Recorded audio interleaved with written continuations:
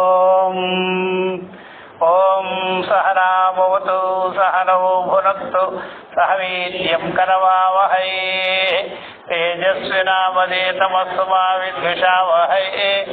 ఓం శాంతి శాంతి శాంతి.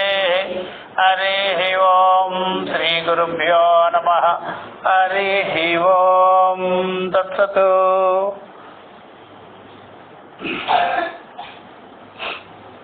కాబట్టి ఈ ప్రకారంగా మనము సూత్ర భాష్యము, ఈ సూత్ర భాష్యంలో 4వ సూత్రము తత్వ సమన్వయాతు. ఆ తత్వ సమన్వయాతిని వేదాంత వాక్యములన్నీ బ్రహ్మము యందు సమన్వయమగుచున్నది. అందువల్ల జీవిని కారుడు చెప్పేటువంటి కర్మకాండ విషయానికి సంబంధితమైనది కాదు అని ఈ ప్రకారంగా చెప్పుకుంటూ వస్తున్నారనమాట. అందుకనే ఇక్కడ మనకి ఏవేవైతే కొన్ని కర్మ సాధన వల్లే అనిపించేటువంటి శృతి వాక్యములు ఉన్నాయో దానిని మనము సరైనటువంటి గురువుల దగ్గర శాస్త్ర వాక్యముల ద్వారా సమన్వయం చేసుకొని వినాలి. అప్పుడు మీకు అర్థమవుతుంది. లేకపోతే అది విధి విషయంగా మనం తెలుసుకోవాల్సి వస్తుంది, సాధన పరంగా మనం తెలుసుకోవాల్సి వస్తుంది. అందుకని అట్లా చేయరాదు అని చెప్పారు. కనుక ఇదంతా అయిన తర్వాత మనకి ఎంతవరకు వచ్చింది? 57 అయింది. యదపి అకర్తవ్య ప్రధానమాత్మజ్ఞాన మహానాయ ఉపాదానాయ నభవతి అని చెప్పింది. 59 అనమాట. కేవలము వస్తువులు చెప్పేటువంటి జ్ఞానము విషయము వేదములో ఉంది. వస్తువు అంటే జ్ఞానం. ఆత్మ విద్య బ్రహ్మ విద్యని చెప్పేటువంటి వేదంలో ఉంది. ఓన్లీ కర్మకాండే చెప్పలేదు, కర్మకాండ భాగములే కాదు అనమాట. అట్లా కర్మకాండే పూర్తి అనుకోరాదు. కర్మకాండ వేరే భాగం ఉంటుంది, జ్ఞానకాండ వేరే భాగం. అది గమనించుకోవాలన్నమాట. అట్లా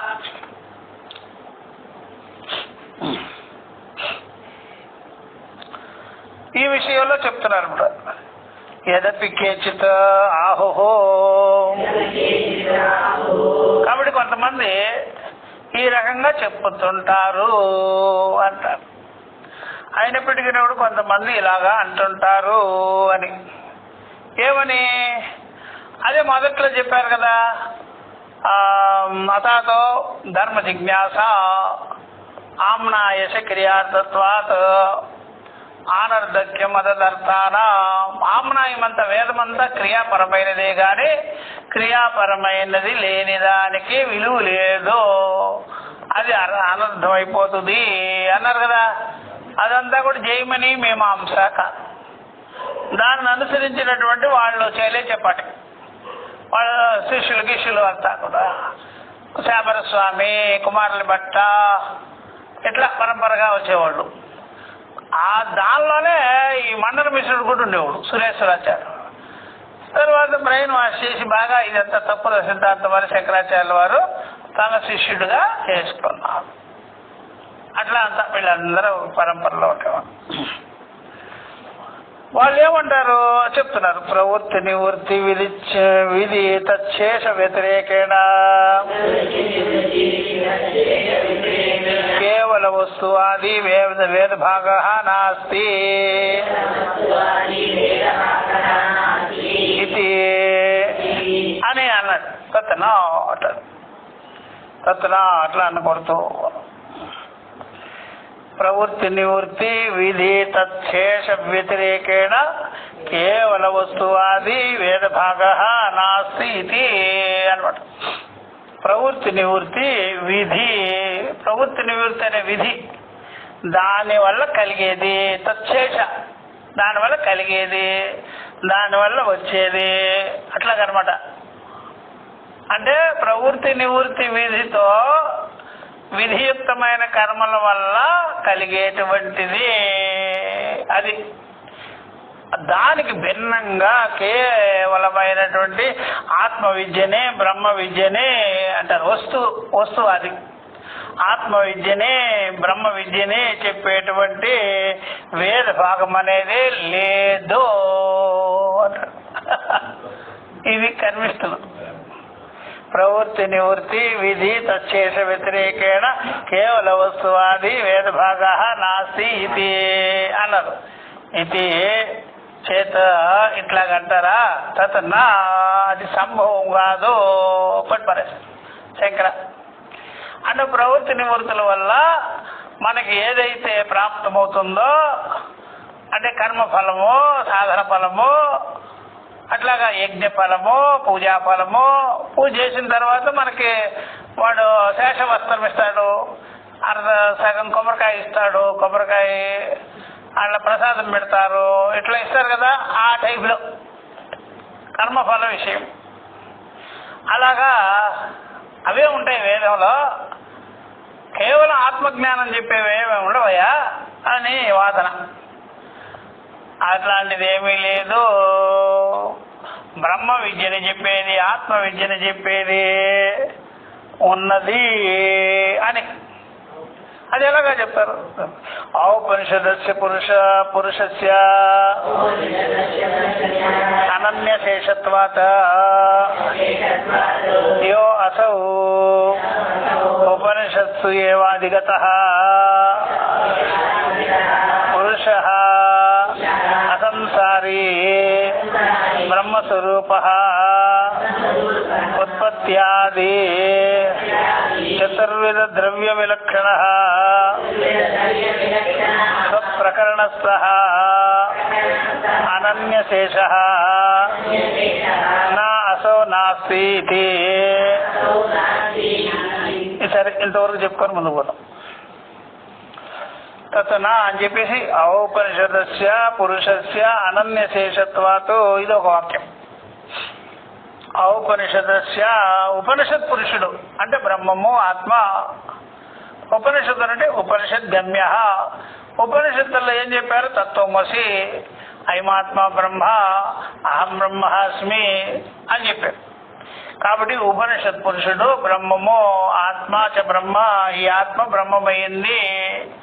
అది ఉపనిషత్ పురుషుడు. ఉపనిషత్ వేద్యం, ఉపనిషత్ గమ్యం, ఉపనిషత్ ప్రమాణజన్యం.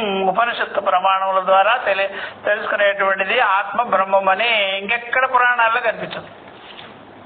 పురాణాల్లో గిరాణాల్లో ఎక్కడ కనిపించదు అనమాట. అట్లా ఈ ప్రకారంగా అనమాట. ఇప్పుడు సాధకుడు ఉంటాడు కదా, సాధకుడు చేసేవన్నీ ఉపాసన, కర్మ ఉపాసన చేస్తాడు కదా. చేసినప్పుడు ఇప్పుడు ఎవరైనా జీఎల్ స్వామి ఉంటాడు, జీఎల్ స్వామి శిష్యులు ఉంటారు, అనుయాయులు ఉంటారు. ఇద్దరు కలిపి ఒకే విష్ణువునే ఉపాసన చెయ్యాలి. ఒకే విష్ణువుని ఉపాసన చేస్తే జీఎల్ స్వామి బాగా చేస్తాడా లేకపోతే మిగిలిన వాళ్ళు బాగా చేస్తారా అని చెప్పలేం కదా. అలాగా అతనే బాగా చేస్తాడు, ఇతను ఉపాసన చేయడంలో బాగా చేయడం తక్కువ చేయడం అదేముంటుంది. ఉపాసన చేస్తున్నాడు, ఉపాసన చేసినప్పుడు సరే వెనక ముందు లైన్లో ఆయన ఉండొచ్చు. మనం కూడా అంతే కదా, హాస్పిటల్కి పోతే ముందు లైన్లో మనం ఉంటాము, కొద్దిగా లేట్ చేసిపోతే వెనక లైన్ ఉంటాము. వాడు ముందు లైన్లో ఉన్నాడేమో, తర్వాత వచ్చి పడబొట్టు వాళ్ళంతా వెనక లైన్లో ఉన్నారేమో. అంతా కలిపి విష్ణువు దగ్గరికి పోతే అక్కడ డివైడ్ ఏం చేయదుగా. విష్ణువుకి అందరూ సమానమేగా. నేను జీఎల్ స్వామి, నువ్వు జీఎల్ స్వామితో ఎవడైతే నాలో చేరేదానికి నువ్వు అయినా ఒకటే, ఆ పంది అయినా అంతే, కుక్క అయినా అంతే, నక్క అయినా అంతే, అందరు కూడా విష్ణు ఉపాసన చేసిన వాళ్ళే, అందరు నాలో దూరుతారా మీరు. అప్పుడు అక్కడికి పోయిన తర్వాత అందరూ సేమ్ థింగ్ అయిపోలే, అందరూ సేమ్ థింగ్ అయిపోలే. నువ్వేంటి గురువు శిష్యుడు ఇక్కడ చెప్పేది? నువ్వేంటి చెప్పేది? అంతే కదా. నువ్వు విష్ణు ఉపాసన చేసావు, నేను నువ్వు చెప్పినటువంటి మంత్రంతో నేను ఉపాసన చేసాను. అక్కడికి పోయిన తర్వాత అందరు కలిపి ఒకటే కదా విష్ణువుకి. అక్కడ ఏమైనా జీఎల్ స్వామి ప్రత్యేకమైనటువంటి ఇక్కడెక్కడైనా అవయవంలో దూరుస్తాడా ఇన్నే? అందరు కలిపి ఆయనలో లీలమైపోవాల్సిందే కదా. నువ్వు మంత్రం ఇచ్చిన వాళ్ళంతా సమానంగా నీతో పాటే విష్ణు లోకంలోనే ఉంటారు. విష్ణులోకం సగచ్చతి. అక్కడికి పోయిన తర్వాత నేను జీఎల్ స్వామి, నేను గురువును, నువ్వు శిష్యుడు అంటే ఊరుకుంటారు. అక్కడ విష్ణులోకంలో అందరూ ఉంటారబ్బా అని అర్థమైతే మరి అప్పుడేం చేస్తారు? నువ్వు భేదం భేదం అని చెప్తావే, విష్ణులోకంలో భేదం ఎక్కడుందా నీకు? అందరు కలిపి సమానమే కదా. శ్మశానంలోనే భేదం లేదయ్యా, అందరు కలిపి మట్లోనే, అందరు కలిపి అగ్నికి ఆహుతి అయిపోవాలి. శ్మశానంలోనే భేదం లేదే, నువ్వు అక్కడ భేదం ఏం చేస్తావు? అట్లా కాబట్టి ఇక్కడ మేము చెప్పేది అదేనయ్యా, సర్వభూతములు ఎందుండేటువంటి బ్రహ్మము ఆకాశవతు సర్వవ్యాపక ఏక అద్వితీయ అనన్య సజాతి విజాతి సుగత భేదరహిత అని మేము చెప్పేది ఏంటి? ఇప్పుడే ఇక్కడే ఏకత్వ జ్ఞానము. నువ్వు ఇంత దూరం అక్కడికి పోయిన తర్వాత కూడా ఏకములోనే కదా వాళ్ళగా, భేదములుగా ఉండవు కదా, భేదములుగా ఉండవే అవి. దేనిఫోర్ అంతా ఒకటే, అంతా ఒకటే. నువ్వు ఎంత సినిమాకి పోయి టికెట్లు కొన్నా సరే ఒక సినిమానే చూస్తావు నువ్వు అక్కడ పోయి. లేకపోతే పైన సీట్లను ఉండవు, కింద సీట్లను ఉండవు, ఇద్దరు కలిపి ఒకటే తెర మీద చూసేది ఒకటే. అది ఒకే థియేటర్లోనే ఉన్నారు మీరు. కాకపోతే నువ్వు పైన ఉన్నావు, నేను కింద ఉన్నాను. అసలు ఎక్కేటప్పుడు తెలిసింది కానీ నీకు పైకి ఎక్కడం మోకాళ్ళ నొప్పులు వచ్చింది. దిగేటప్పుడు ఏమన్నా అటు ఇటు చూసినప్పటికీ కిందకు వచ్చి వాళ్తావు. ఏంటో నువ్వు చేసేది అంతా సినిమానే చూసేది. నీకేం స్పెషల్గా ఏముండదు అక్కడ. వాష్రూమ్లు అన్నీ అందరికీ ఒకటే, నువ్వు ఎక్కడికి వెళ్ళిపో, ఏదో చెప్తావు కబుర్లండి. కాబట్టి విష్ణులోకానికి వెళ్ళిన తర్వాత కూడా అందరూ సమానమైపోతారు కదా. మరి నువ్వు ఇక్కడ భేదం ఏంటి నీకు? ఇక్కడ మేం చెప్పేది ఏంటి? సర్వభూతంలో సమదర్శన జ్ఞానమే కదా చెప్పేది. మరి ఇది ఇక్కడే ఇప్పుడే ఆ జ్ఞానంతో ఏకత్వాన్ని కలిగిస్తున్నావు కదా. భేద దృష్టి ఏముందించట అది తెలుసుకోవచ్చు. అట్లా కాబట్టి నువ్వే రావు, మేమే ముందుగా వెళ్ళిపోతాం. విష్ణు ఉపాసన మంత్రం ఇచ్చినోడు లేటుగా వస్తాడు. ఎందుకంటే మఠం మందిరం చూసుకోవాలి వాడు. ఈడికేముంది, పెళ్ళ మొగుళ్ళు వదిలేసి వచ్చేసింది పారాయడికి. అది మొగుళ్ళు వదిలేసి వచ్చేసింది పారాయడికి. ఇది బాగా సీరియస్గా చేస్తుంది పారాయణ. అర్థమైందా? నువ్వేమో మఠానికి ఇరుక్కొని కూర్చున్నావు. ముందు పోయేది ఎవరో నీ శిష్యురాలు, పారాయణ చేసి శిష్యురాలు ముందుకు వెళ్ళిపోయింది. నువ్వెప్పుడు వచ్చినావే అని అడుగుతావు అక్కడ పోయి. నువ్వే మఠం చూసుకుంటుంటే నేను మా ఆయనే చూసుకోలేదు నేను అని అది చెప్పా. కాబట్టి అర్థమైందా? పాస్గా ఎవరు వెళ్ళిపోయారు? శిష్యురాలు వెళ్ళిపోయింది ముందుకి. వదులుకుంటాను ముందుగా జరిపింది అది. ఎందుకంటే అది మొత్తం తిరిగి చెప్పడు అన్నట్టుగా అన్నీ వదిలిపెట్టేసేసి పారాయణకి వెళ్ళిపోతుంది అది. నువ్వేమో మఠాన్ని కాసుకొని కూర్చున్నావు కుక్కలాగా. మఠం అభివృద్ధి, నువ్వే లేటు. విష్ణు ఒక రాలేదే, మీ లీడర్ ఎక్కడ, మీ లీడర్ ఎక్కడ అడుగుతున్నాడు. అక్కడ మీ లీడర్ ఎక్కడ పోయాడా? ఏమోనండి ఆయన మఠం ఒకటి పెట్టుకున్నాడు, నాకేం మఠం లేదు, మందిరం లేదు, మా ఆయన్ని నేను సరిగ్గా చూసుకోనాయా. అర్థమైంది? సరసంగ పరిత్యాగి మాడేమో అన్ని పట్టుకొని కూర్చున్నా. ఎవరు ముందుకు పోయేదా విష్ణులోకానికి? భక్తులు వెళ్ళిపోతున్నారు ముందుకే. వాళ్ళందరినీ పంపించి వీడు మాత్రం రావడం. అర్థమైందా? అందరూ పంపించినాడు, వెళ్ళండి వెళ్ళండి వెళ్ళండి అని. వీడు మాత్రం అక్కడే ఉండిపోయా. ఫిక్స్. ఏం చెప్తారు కబుర్లండి. కాబట్టి ఇక్కడ అద్వైతంలో అలా ఉండదు. అద్వైతంలో ఇక్కడ గమనాలు లేవు. ఇక్కడ గంతవ్య విషయమే లేదు. అత్ర బ్రహ్మ సమస్యతే. ఇప్పుడే ఇక్కడే సర్వభూతములు పరిపూర్ణముగా ఉన్నటువంటి తత్వం. కాలత దేశత అపరిచ్ఛిన్నమైంది. కాలదేశాలు భేదములు లేనిది. మరి ఈ జ్ఞానానికి దానికి ఎంత చూడు, అది గమన విషయము, ఇది అట్లా కాదు, జ్ఞాన విషయం అట్లా. కనుక ఔపనిషదస్య పురుషస్య అనన్యశేషత్వాత్, ఉపనిషత్తులు యందు చెప్పబడినటువంటి ఆత్మాచ బ్రహ్మ అనేటువంటిది అనన్యశేషమయ్యింది. అనన్యశేషం అంటే అనన్యమైనది, అన్యము కానిది. అనన్యశేషత్వాత్ యహాసౌ ఉపనిషత్ సు ఏవధిగత. ఈ జ్ఞానాన్ని మీరు పొందాలంటే చూసారు ఎంత చక్కగా చేస్తారు ఇక్కడ. ఈ జ్ఞానాన్ని మీరు పొందాలి అనుకున్నప్పుడు యహ అసౌ ఉపనిషత్సు ఏవాధిగత, ఉపనిషత్తులు ఎందే తెలుసుకోవాలి, ఉపనిషత్తులు చెప్పినట్టుగానే మనం పొందాలి. తత్వమసి అని, అహం బ్రహ్మాస్మి అని అన్నమాట. ఉపనిషత్తుని పక్కకు విడేసిపోతే మాత్రం మీకు ఈ జ్ఞానం కలగదు, ఎక్కడ కలగదు. అట్లా గీత అంటే గీత ఉపనిషత్తులు లేదయ్యా, అదే ఉపనిషత్తులు లేదు, ఉపనిషత్తుల్లో నుంచి తీసి చేసింది అది. యహ అసౌ, ఈ జ్ఞానం ఉందే ఉపనిషత్తులు ఎందేటువంటి అహం బ్రహ్మాస్మి అనే జ్ఞానం ఉపనిషత్తులు ఎందే తెలుసుకోవాలి, ఉపనిషత్తుల్లోనే పొందాలి, ఇంకా వేరే చోట పొందేదానికి వీలు లేదు, వేరే చోట పొందేదానికి వీలు లేదు. అందువల్ల చూసారా, ఆవు పాలు కావాలంటే ఆవు దగ్గరే దొరుకుతుంది, గేదె పాలు కావాలంటే గేదె దగ్గరే దొరుకుతుంది.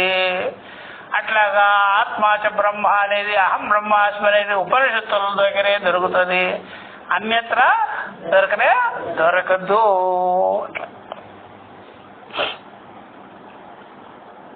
కాబట్టి పురుష సంసారీ బ్రహ్మస్వరూప. కాబట్టి ఈ పురుషుడున్నాడే, ఈ మనిషి ఉన్నాడే, ఈ జీవుడున్నాడే అసంసారి, చావు పుట్టుకలు లేనివాడు, సుఖదుఖాదులు లేనివాడు, రాగద్వేషాలు లేనివాడు, ఆకలి దప్పులు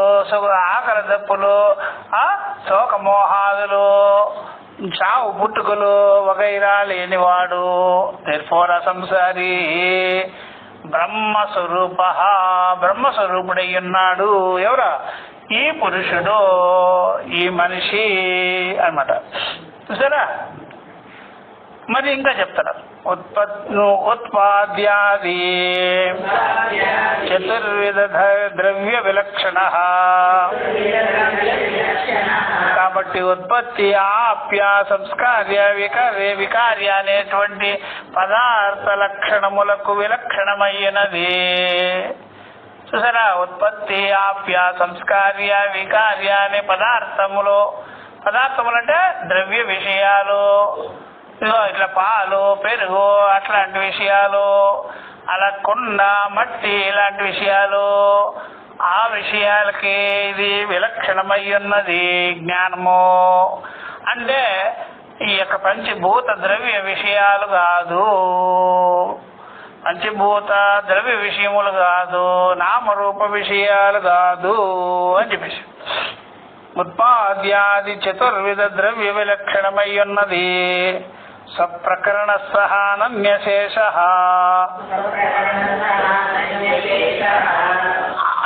ఆ ప్రకరణం ఉందే వేదాంత ప్రకరణములో ఇది అనన్యముగా తెలుసుకోవలసి ఉన్నది. ఇది వేదాంత ప్రకరణములు లేకపోతే ఉపనిషత్తులు యందు అనన్యముగా ఉన్నది జ్ఞానము. అనన్యశేషం అంటే అనన్యమైన జ్ఞానము. అన్యమైనది అన్యమైనదిగానే కాదు. సో ప్రకరణ ఆయా ప్రకరణాలు వేదాంత ప్రకరణములు, ఉపనిషత్ ప్రకరణములో, వస్తుతంత్ర ప్రకరణములలో అనన్యశేషమైన జ్ఞానం ఇది, అనన్యమైన జ్ఞానం ఇది అని చెప్పి అక్కడే తెలుసుకోవాలి. ఇంక వేరే చోట తెలుసుకోవాలి, అక్కడే తెలుసుకోవాలి. అలాంటి వాళ్ళ దగ్గరే తెలుసుకోవాలి, ఎందుకంటే జీవితకాలంలో ఈ కర్మకాండీలు అంతా ఉంటారు కదా, ఒక్క ఈశావాస ఉపనిషత్తు ముట్టుకోలే. ఈశకేన కట మున్నక మాండోత్యాదులు బ్రహ్మసూత్రాలు ముట్టుకునే సొల్లు కబుర్లు చెప్తూ కాలక్షేపం చేశారు. తల్లే అంత జీవితం అంత పనికిరాని విషయం. ఎప్పుడైనా నువ్వు ఈశావాస్యోపనిషత్తు ముట్టుకున్నావా, కేయాన్ని ముట్టుకున్నావా, మాండుక్యం ముట్టుకున్నావా అంటే ఏమో మాకు తెలియదు, రామాయణంలోనే చేస్తుండే, లేక పారాయణలు చేసుకుంటుండే, లేకపోతే 4 గంగాళాల్లో నీళ్లు పోసి దాని మీద తింటే దీని మీద తింట్లో వేసుకుంటా సరిపోయా. పిల్లకాయలు ఆడుకోవాలా, పిల్లకాయల తొట్ల దగ్గర నీళ్లు పెట్టుకొని ఆడుకోవాలా, అట్లా ఇల్లు ఆడుకుంటుంటారు గంగాళాల్లో నీళ్లు పోసుకొని.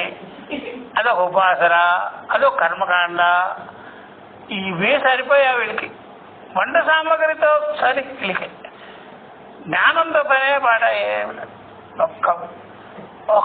ఒక భగవద్గీత చెప్పేది లేదు, ఒక ఉపనిషత్తులు చెప్పేది లేదు, ఒక బ్రహ్మసూత్రాలు లేదు, ఏమి లేదు. ఈ ఎరిమొహాలకేమో పోయి బాణం గుర్తులు వేసుకుంటుంటారు. ఎందుకు దండగది? అందుకనే స్వప్రకరణ ఆయా ప్రకరణాలలో, ఉపనిషత్ ప్రకరణాలలో, వేదాంత ప్రకరణాలలో అనన్యమైనటువంటి విజ్ఞానముగానున్నది. దానిని పట్టుకొని మీరు నా అసౌ నా స్థితి నా అధిగమ్యతే ఇతివా శక్యం వదితం. అది చూసారా, చక్కగా చెప్పారు. చక్కర నా అసౌ అది లేదు, నాస్తి అది కాదు, అది లేదు అనకూడదట. ఈ విషయంలో నేనే అయ్యున్నాను, సర్వం బ్రహ్మైవ. నా అసౌ అది కాదు, నా అది లేదు, నా అధిగమ్యతే అది పొందేది కాదు, ఇతివా ఇట్లాంటిది చెప్పుటకు వీలుగానిది. ఇతివా శక్యం వదితం నా అసౌ. ఇట్లా చెప్పరాదయ్యా, అది కాదని, అది లేదని, దాన్ని పొందలేమని, అది చేరుకోలేమని, ఇట్లాంటి మాటలు చెప్పేదానికి వీలు లేదు. ఎందుకని చెప్పేవాడే అయ్యున్నాడు, చూసేవాడే అయ్యున్నాడు, తెలుసుకునేవాడే అయ్యున్నాడు. నేనే బ్రహ్మమయ్యింది, జగత్తే పరమాత్మ అయ్యింది. పరమాత్మ కంటే అన్యమైనది లేనే లేదు. సర్వం కల్విదం బ్రహ్మ నేహనా నాస్తి కించన. నా అసౌ నాస్తి నా అధిగమ్యతే ఇతివా శక్యం వదితం. ఇట్లాంటి మాటలు అనరాదు. అదేమంటే మనబోటాడుగా అని చెప్పేసేది. అట్లా చెప్తారు కబుర్లన్నీ. ఇట్లా చెప్తే ఏం లాభమయ్యా అట్లా. అందువల్ల మనం ముందు ఎప్పుడైనా సరే మనం వైకుంఠానికి వెళ్ళి వచ్చిన తర్వాత నువ్వు కేదార్కి పోయినావంటే పోయినానయ్యా అని వచ్చి అందరిని కేదార్కి తీసుకోవాలి. ఇప్పుడు వైకుంఠమే పోలే ఇంతవరకు, అందరిని వైకుంఠం పంపిస్తానంటే నువ్వు ఎప్పుడైనా వెళ్ళి రా. అదిగో విలియం ఆవిడ చూడు, సునీత ఎవరా, ఆ అంతరిక్షానికి పోయింది వచ్చింది అని చెప్తుంది. అయ్యా అక్కడ విశేషాలు ఇలా ఉన్నాయి, ఎవరైనా వెళ్ళచ్చు, ప్రాబ్లం లేదని. అట్లా నువ్వు ఎప్పుడైనా వెళ్ళావా? వెళ్ళిన తర్వాత చెప్పు అంతే. ఊరికే అందరినీ రెచ్చగొడతా ఉంటావు ఎందుకో, వైకుంఠం అంటావు, అది అంటావు, ఇది అంటావు అంటే వెళ్ళరా ముందు. అందువల్ల అదేమిటిదేవన్నీ వాడు యెహోవా అనేవాడు వాడు వెళ్ళా అని ఇక్కడే చేసా. ఇక్కడే బోల్డ్ ప్రాపర్టీలన్నీ వేసుకొని కూర్చున్నా. వాడు కూడా మహమ్మద్ ప్రవక్త కూడా సందేశాలు చెప్తుంటాడు కానీ వీడు పోయింది లేదు అక్కడికే. అట్లా జనాలంతా మబ్బి పెట్టేస్తుంటారు. వీడు వాళ్ళ మేమంటామా మీరు బ్రహ్మం ఎలా అవుతారని. ఎందుకు కాదురా, నువ్వు నేను అందరూ ఒకటే బో, అందరూ పరమాత్మే అన్నారు. అట్లా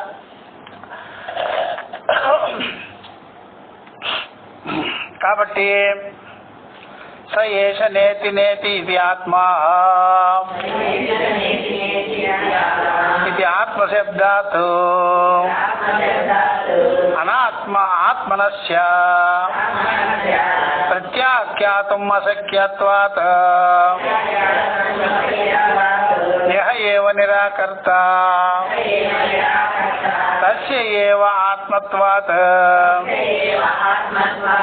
చూడండి ఈ సెంటెన్స్ ఎంత బాగుందో. స ఏష నేతి నేతి ఇది ఆత్మ. ఎప్పుడైనా సరే నిషేధముఖంగా తెలుసుకోవాలి. నిషేధముఖం, ఇది స్థూలము కాదు, ఇది సూక్ష్మము కాదు అని కోశాలన్నీ అలాగా చేసుకుంటూ పోవాలంట. అన్నమయ కోశం కాదు, ప్రాణమయ కోశం కాదు, మనోమయ కోశము కాదు, విజ్ఞానమయ కోశము కాదు, ఆనందమయ కోశము కాదు, దీన్నంతటినీ వ్యాపించినటువంటి బ్రహ్మమే నీవు అని చెప్పాలి. అట్లా చెప్పాలి. స ఏష నేతి నేతి ఇది ఆత్మ, నేతి నేతుల ద్వారానే ఈ ఆత్మ జ్ఞానాన్ని కలిగించుకోవాలి. ఇది ఆత్మశబ్దాతు, ఇలా ఆత్మశబ్దము ఆత్మనస్య ప్రత్యాఖ్యాతం అశక్యత్వాతు, ఈ ఆత్మశబ్దం ఏదైతే ఉందో, ఈ ఆత్మ ఏదైతే ఉందో దానిని ప్రత్యాఖ్యాతం అశక్యత్వాతు, వేరే విధముగా చెప్పకూడదు. వేరే విధంగా చెప్పకూడదు. ఆత్మశబ్దాన్ని నేతి నేతులుగానే చెప్పాలి. ఇది కాదు ఇది కాదని అన్ని క్లియర్ చేసిన తర్వాతే సాక్షి స్వరూపాన్ని, ద్రష్ట స్వరూప జ్ఞానాన్ని, క్షేత్రజ్ఞుడిని చెప్పాలి. అంతేగాని ఇది ఇది అని చెప్పకూడదు. ఇది కాదు ఇది కాదు అని అన్ని కొట్టిపారేసే ఆత్మజ్ఞానమును చెప్పవలెను అన్నమాట. అట్లా ఇది ఆత్మశబ్దాతు ఆత్మస్య ప్రత్యాఖ్యాతం అశక్యత్వాతు, దీనికి భిన్నంగా ఆత్మ శబ్దమును ఆత్మజ్ఞానమును వివరించకూడదు. నేతి నేతులుగానే చెప్పాలి. ఖండం చేయాలి, అధ్యాసని ఖండం చేయాలి, ఆరోపాలు ఖండం చేయాలి. ఈ స్థూల సూక్ష్మాదులంతా వేరు చేసే చెప్పాలి. ముత్తుగా చెప్పకూడదు. అట్లాగా అదే టీచింగ్. అసలు మీరు అలాగా నేతి నేతి చెప్పకుండా కానీ చెప్పేదానికి ట్రై చేసినారనుకోండి, నామరూపాలు అయిపోతుంది. అందువల్ల ఇవన్నీ నేతి నేతి అనే ఉపదేశముల ద్వారానే చెప్పాలి. నేతి నేతి అనే పదప్రయోగం చేయకుండా మీరు ఆత్మ జ్ఞానాన్ని కలిగించలేరు, చెప్పలేరు అనమాట. అట్లా అప్పుడు అలా ఖండం చేసేటప్పుడు అన్నీ వచ్చేస్తాయి, అన్నీ వస్తాయి. అందువల్ల ఆత్మనస్య ప్రత్యాఖ్యాతం అశక్యత్వాతు, ఆత్మనే ఇది అన్నట్టుగా చెప్పరాదు, నేతి నేతిగానే చెప్పవలను. ఎందుకంటే ఎవడైనా సరే ఏవ నిరాకర్త, ఎవడైనా నిరాకరించేవాడున్నాడో తస్య ఏవ ఆత్మత్వాతో, వాడాత్మనే ఆత్మ అయ్యున్నాడు. నిరాకరించేవాడే ఆత్మ.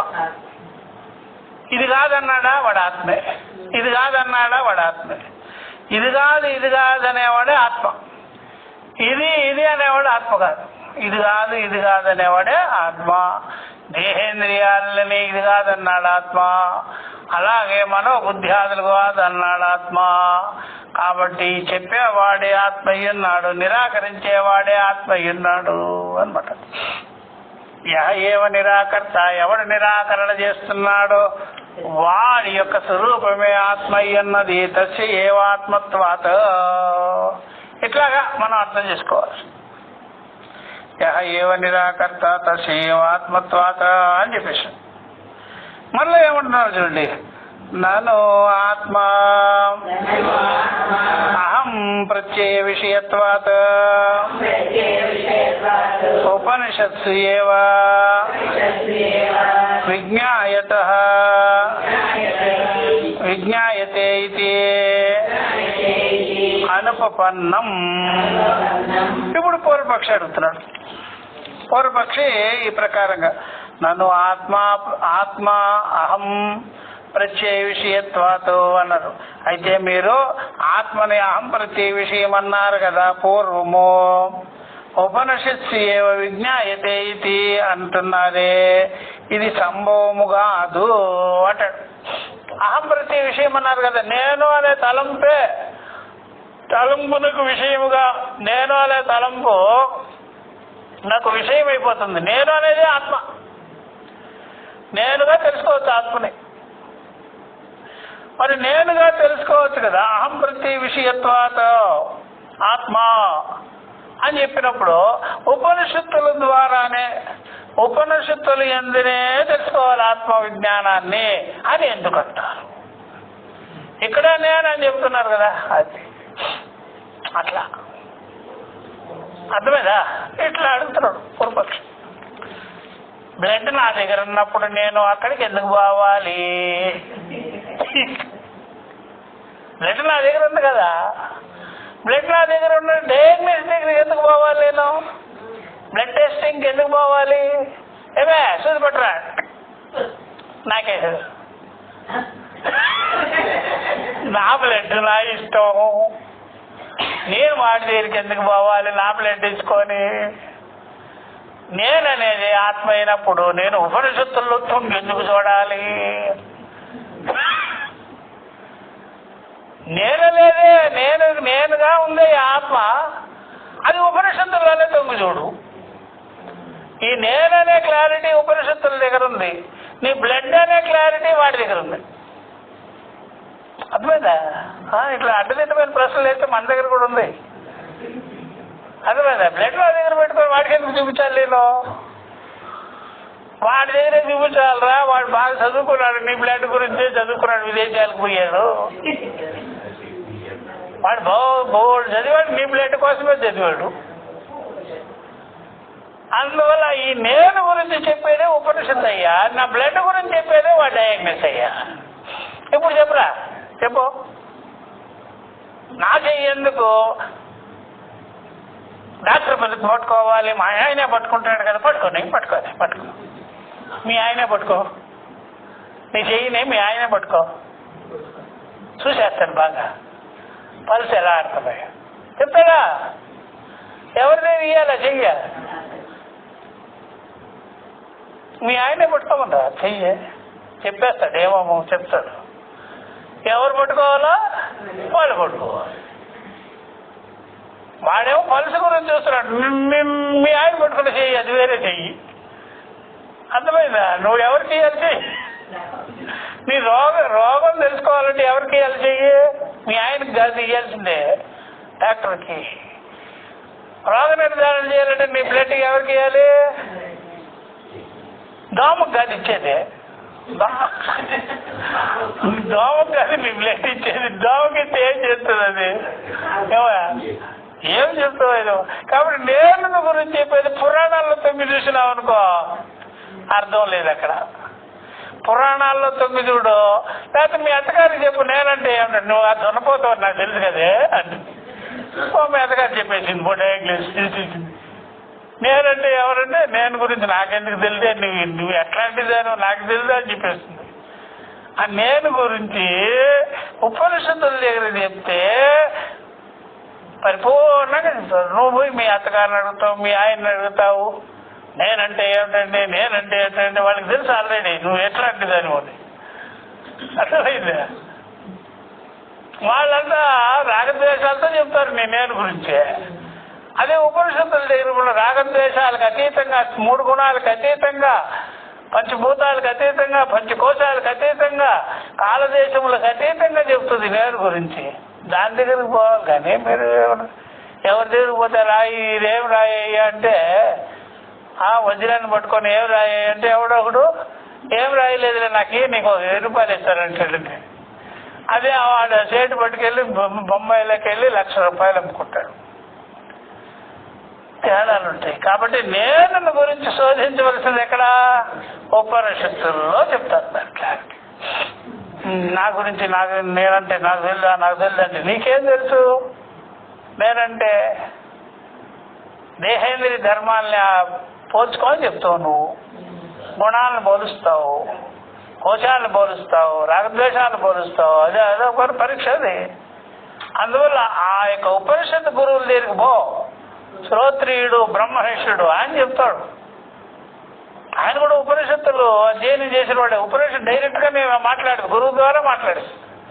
ఆ గురువుకి ఉపనిషత్తుకి సమానత్వం ఉండాలి, ఏకత్వం ఉండాలి. ఏది ఉపనిషత్తులో ఉందో అది గురువు దగ్గర ఉండాలి. అప్పుడు వాళ్ళు శ్రోత్రియులు బ్రహ్మనిష్ఠులు అంటారు. అప్పుడు నేను గురించి వాళ్ళు చెప్తారు, అనంతంగా సచ్చిదానంద స్వరూపుడు నువ్వు అని చెప్తారు. ఈ సచ్చిదానంద స్వరూపుడు వాళ్ళన్నారు, పరబ్రహ్మమని వాళ్ళన్నారు, అనంతమని వాళ్ళన్నారు.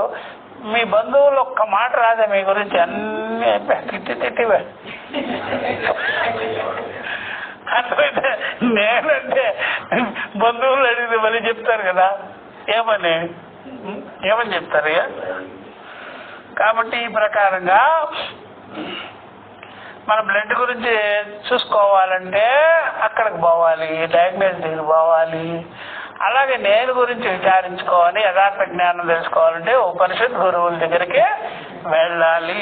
ఇతరత్ర ఎవరి దగ్గరికి వెళ్ళకూడదు, కర్మిష్ఠుల దగ్గర పోకూడదు, కర్మిష్ఠుల దగ్గర పోకూడదు, ఎవరి దగ్గర పోకూడదు. పూజలు, వ్రతాలు, యజ్ఞాలు, ఉపాసనలు చేసే వాళ్ళ దగ్గర కూడా పోతే నువ్వు సంసారి అని చెప్పేస్తారు వాళ్ళు, సంసారాన్ని ముద్ర వేసేస్తారు వాళ్ళు. ఒక ఉపనిషత్తు గురువే ముద్రే వేయడు, అసలు యథార్థమే చెప్తాడు. అందుకని అట్లమైన ఆ ప్రకారం. అందుకని ఎప్పుడైనా సరే ఇప్పుడు ముసల్మాను నువ్వు తొరకాడుగా కాదా అనుకుంటే వాడికి సుంతి అయిందా లేదా అని చూస్తుంటాడు వాడు. చచ్చిపోయిన సవాళ్ళు కూడా వీడు ముస్లిమా కాదా అని వాడు టెస్టింగ్, వాడు సుంతి అయ్యిందా లేదా అని చూస్తుంటాడు వాడు. లేదంటే వాడు యాక్సెప్ట్ చేయడా, కథనా అంటారు, కథనా మరి కథనా అయిందా లేదా అని చూసి కానీ చెప్పడు. అర్థమైందా?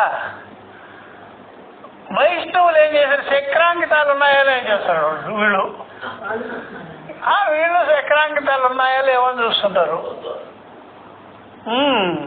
మరి నిప్ప చూస్తారు వాళ్ళు, చెయ్యి మీద ఉందా లేదా అని చక్రాంకితాలు. ఎందుకంటే అచ్చు పోసింటారు కదా చేసే అట్లా. మరి బ్రహ్మవేత్తలు ఏం చూస్తారమ్మా, ఏమి చూడరు అసలు. వాళ్ళు డైరెక్ట్ గా వాళ్ళు చూసేస్తారు, వెంటనే చెప్పేస్తారు. ఈ ఓపెనే చేయరు అసలు. ఎవడైనా సరే ఆ కుక్క కానీ, నక్క కానీ, పంది కానీ, పిల్లి కానీ అంతా చైతన్య స్వరూపాలరా, పరబ్రహ్మరా అని చెప్పేస్తారు వాళ్ళంతే. సర్వభూత సమదర్శన అని చెప్పేస్తారు. వీళ్ళకి వాళ్ళకి చూడండి ఎంత తేడా.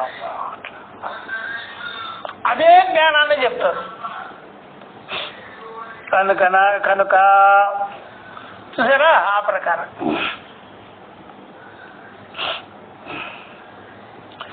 అందుకనే ఎప్పుడైనా సరే ఒక కుక్క కానీ, ఒక జంతువు కానీ ఏదైనా ఉంటాయి కదా, గాడిదే, ఆవు, కుక్క, అవి గురువు దగ్గర నిలబడి మీ స్వామి మీరు అంత చెప్తున్న వాళ్ళు ఎందుకనరండి, మాకైతే కానీ ఆ బుద్ధి కాస్త కొద్దిగా ఉంటే తక్కువ తినేస్తాం మేము. మీరు పరబ్రహ్మము అంటున్నారు, వాడు ఎందుకండి మాకంటే దిగజారున్నాడు వాడు. మాకు ఆ బుద్ధి లేకపోవటం బట్టి మేము ఇట్లా ఉన్నాము. మాకేం ఆరోపాలు లేవండి, ఆరోపాలే లేవు. పశువునికి ఆరోపాలు లేవు, కానీ వినేదానికి బుద్ధి లేదు. వీడికేమో ఆరోపాలు ఉన్నాయి, ఆ బుద్ధి కాస్త మరుగుపడిపోయింది. అవే అంటారు మమ్మల్ని ఎందుకు ఇట్లా చేసేసినారు, బుద్ధి కాస్త ఇచ్చే ఆరోపాలే లేకుండా మేము తక్కువ తినేస్తాం కదా. తక్కువ మోసి అనగానే మేమే క్యాచ్ చేసుకుంటాం పాయింట్. ఆడేంటండి వాడు వింటూనే ఉంటాడు కానీ ఏం అర్థమే కాదు వాడికే అని పశుపక్షాదులు అనుకుంటున్నాయి. సాయ మాకు బుద్ధి ఇస్తే బాగుండేది కదయ్యా, ఇదేమిటి కర్మ. వాడికి బుద్ధి ఉంది, ఆరోపాలు లేవు. మాకు బుద్ధి లేదు, ఆరోపాలు లేవు. కాబట్టి మీరు చెప్పే ఉపదేశం మేము గ్రహించుకోవాలంటే అది కదా. గురువు గారు అంటే మీకు కూడా బుద్ధి ఇస్తే మీరు కూడా ఆరోపాలు వేసుకుంటారా? బుద్ధి ఎట్లాంటిది, ఏం చేస్తాం? మీకు బుద్ధి లేకపోవడం ఆరోపాలు లేవు, మీకు బుద్ధి గారు ఆరోపాలన్నీ చేసుకుంటారు అంతే. అర్థమైందా? అట్లా అది బాగా తెలుసుకోవాలి. అందుకని కంటి ఆపరేషన్ అయిన తర్వాత నల్ల కళ్ళు జోడిస్తారు కదా, అందరూ చూడటం వల్ల ఇప్పుడు చీరలు ఎట్లా ఉంది ఏమిటని. అది ఆ నల్ల కళ్ళు చూడు కానీ తీసేస్తే పోదు, అన్ని కలర్లు. ఇప్పుడే అన్ని అయ్యప్ప స్వామి డ్రెస్సులే కనిపిస్తున్నాయి. అన్ని ఏ చీర కట్టుకుని అయ్యప్ప స్వామి డ్రెస్సే. ఏం చేయాలబ్బా, అర్థమైనా? అందువల్ల ఆ బుద్ధి ఉండే కళ్ళలే అన్ని ఆరోపణలు. ఇప్పుడు వాడికి ఆరోపాలు లేవు కాబట్టి ఏమి లేదు, ఏమి లేదు. అట్లా కనుక ఇక్కడ అదే చెప్తున్నారన్నమాట. కనుక నను ఆత్మ ఇది కదా, అహం ప్రత్యయ విషయత్వాత ఉపనిషత్సు ఏవ విజ్ఞాయతే ఇది అనుపన్నం. ఇది పూర్వపక్ష. పూర్వపక్ష ఎట్లా అంటున్నాడు అన్నమాట, అహం ప్రత్యయ విషయంగా ఉంది ఆత్మ, ఉపనిషత్తుల్లోనే ఎందుకు చూడాలి మేము, ఉపనిషత్తుల ద్వారానే ఎందుకు తెలుసుకోవాలి, ఈ నేను అనేది ఇక్కడే ఉంది కదా అంటాడు. కాబట్టి ఈ నేను గురించి చెప్పాలంటే ఉపనిషత్తులు ఉపనిషత్ గురువులే చెప్తారు, ఇతరత్ర చెప్పరు అనమాట. అట్లా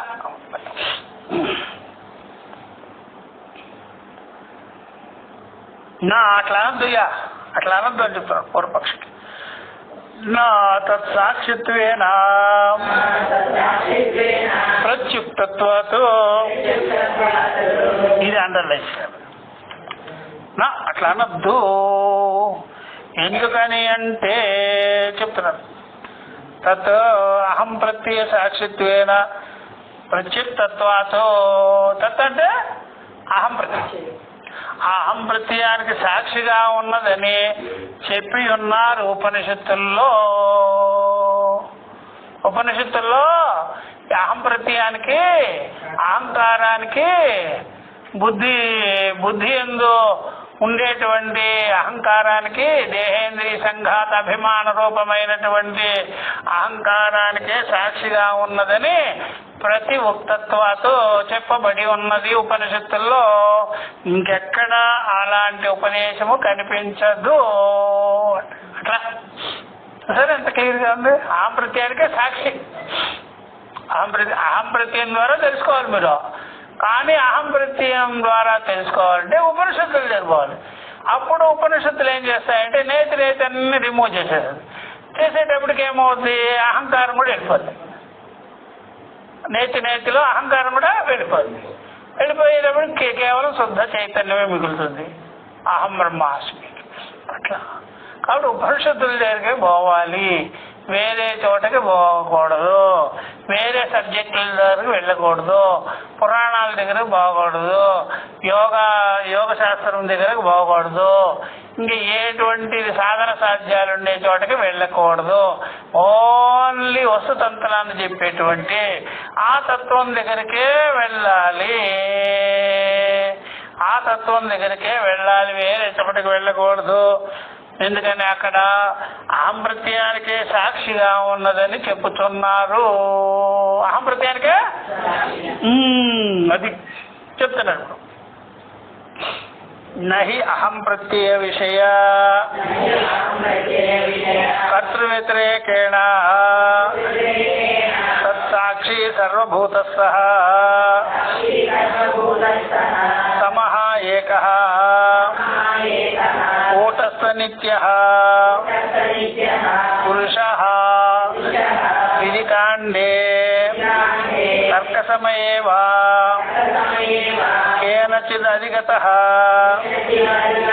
సర్వస్య ఆత్మా. చూడండి మళ్ళీ ఎంత మంచి పాయింట్ వచ్చిందో. నహి చెప్తున్నాడు, నహి అనేది పెట్టుకోవాలి. అహం ప్రత్యయ విషయ కర్తృ వ్యతిరేకేణ తత్సాక్షి సర్వభూతస్థః సమః ఏకః కూటస్థ నిత్యః పురుషః విధికాండే తర్కసమయే వా కేనచిత్ న అధిగతః సర్వస్య ఆత్మా. నహి అనేది అక్కడ పెట్టుకోవాలి.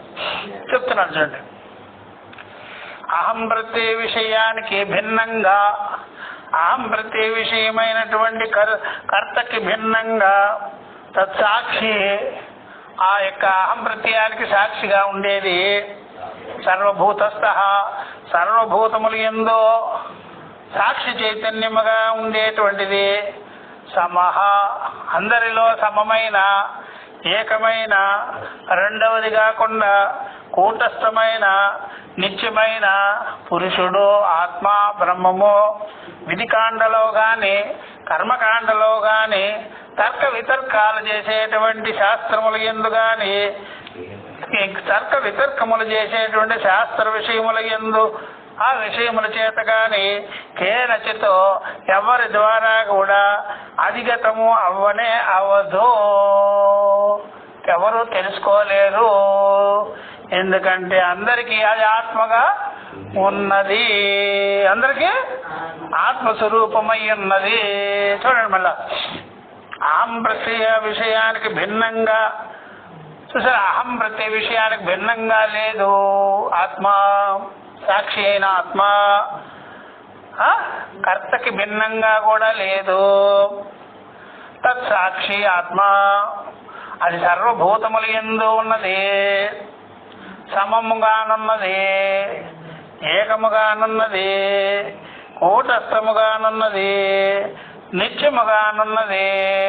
ఆ పురుషుడైనటువంటి ఆత్మ విధికాండలో గాని తర్క విషయముల యందు గాని తర్క శాస్త్రముల యందు గాని ఆ తర్క శాస్త్రముల ద్వారా గాని విధికాండ వ్యవహారముతో గాని తర్క శాస్త్రములతో గాని ఎవరి ద్వారా కూడా తెలుసుకోబడదు. ఎవరి ద్వారా తెలుసుకోలేరు. కర్మకాండ చేయించే వాళ్ళ ద్వారా తెలుసుకోలేదు. ఎందుకంటే జీవుడే కనిపిస్తాడు వాళ్ళకి. ఈ తర్కశాస్త్రాల్లో ఉంది కదా, అక్కడ కూడా దేహేంద్రియ సంఘాత రూపంగానే వాళ్ళు చెప్తారు,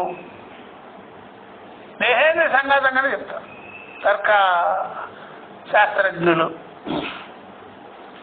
అందువల్ల ఎవరి ద్వారా కూడా ఈ కర్మకాండీయుల ద్వారా తర్కశాస్త్రములు సాంఖ్యశాస్త్రములు ఇలాగా చెప్పేవాళ్ళు వాళ్ళ ద్వారా కూడా తెలుసుకోవడం సంభవము కాదు. ఎందుకని అది అందరి స్వరూపమై ఉన్నది, అందరి స్వరూపమే అయి ఉన్నది. అలా తెలుసుకోవాలన్నమాట. అట్లా అదే అనమాట. అందువల్ల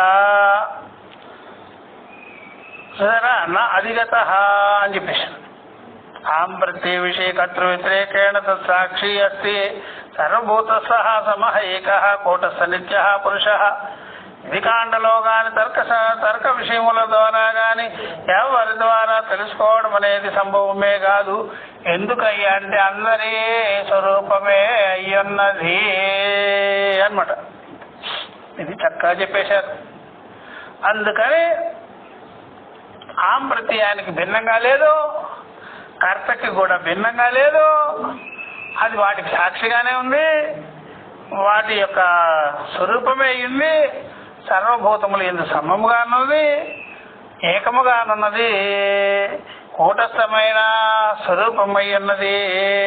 కనుక కర్మకాండలో గాని కర్మకాండల ద్వారా గాని తర్క వితర్కాల శాస్త్రముల యందు గాని ఎవరి ద్వారా తెలుసుకోవడం అనేది తాగనే అంటే ఓన్లీ ఉపనిషత్తుల దగ్గరికే వెళ్ళాలి, ఉపనిషత్తులు చెప్పే వారి దగ్గరికే వెళ్ళాలి. ఇంకెవ్వరి దగ్గరికి పోకూడదు, ఎవరి దగ్గరికి వెళ్ళకూడదు. వెళ్ళారా లైఫ్ స్పాయిల్ అయిపోతుంది, లైఫ్ స్పాయిల్ అయ్యా అంతే, అయిపోయా నాశం. అందుకని ఆ యొక్క జ్ఞాన మార్గం వాళ్ళు చెప్పేవాళ్ళైతే ఈజీగా చెప్తారు మరి తత్వాన్ని. మిగిలిన వాళ్ళందరూ మిమ్మల్ని బంధించేశారు, కర్మలో బంధించేసారు. అట్లా పోయి ఇరుక్కుంటారు పై.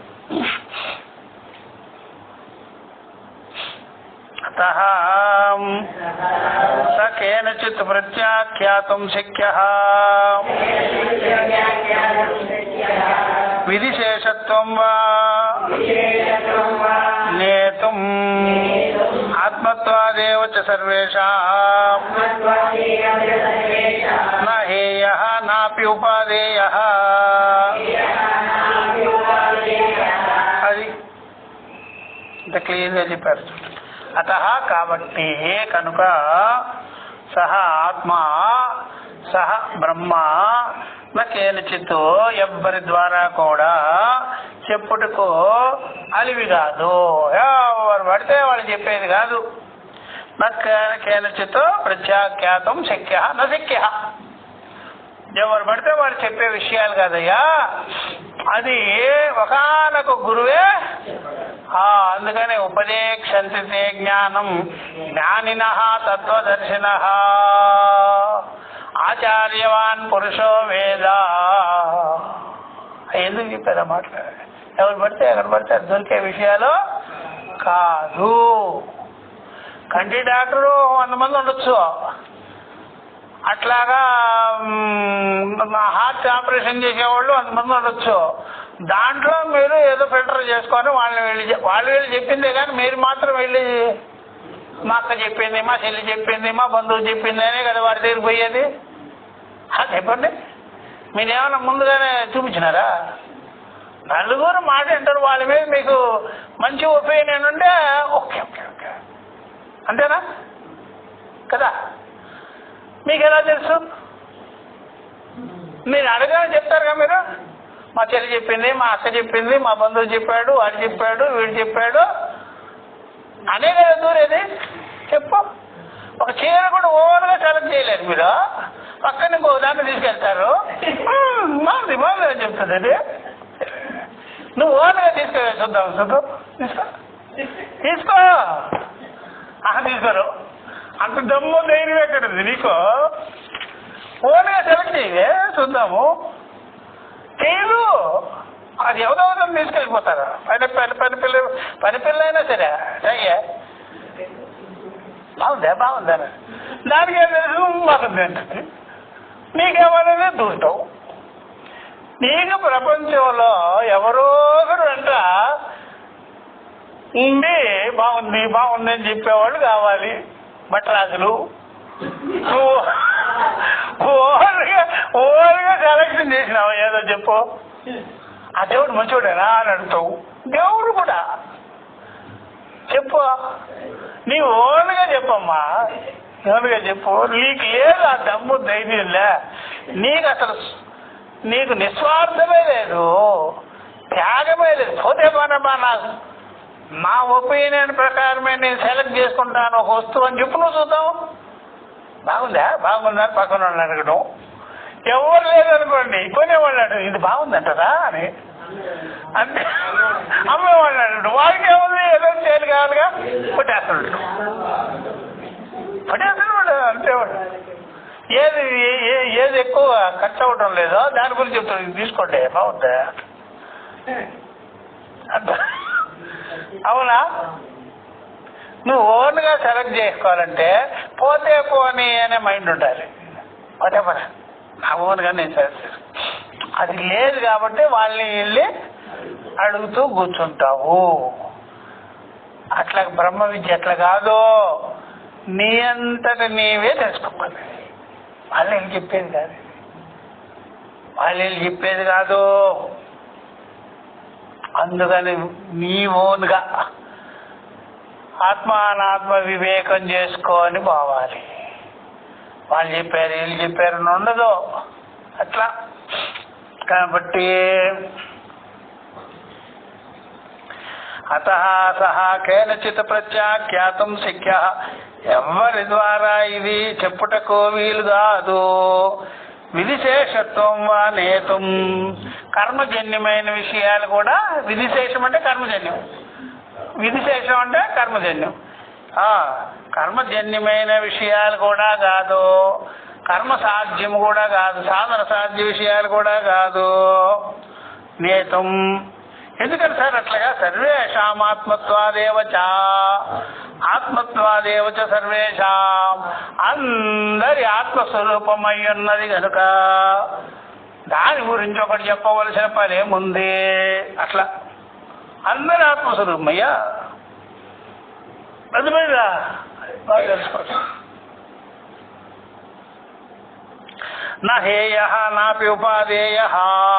కాబట్టి వదిలేది కాదు, పట్టుకునే విషయం కాదు ఇది. నీ స్వరూపమే ఉన్నది.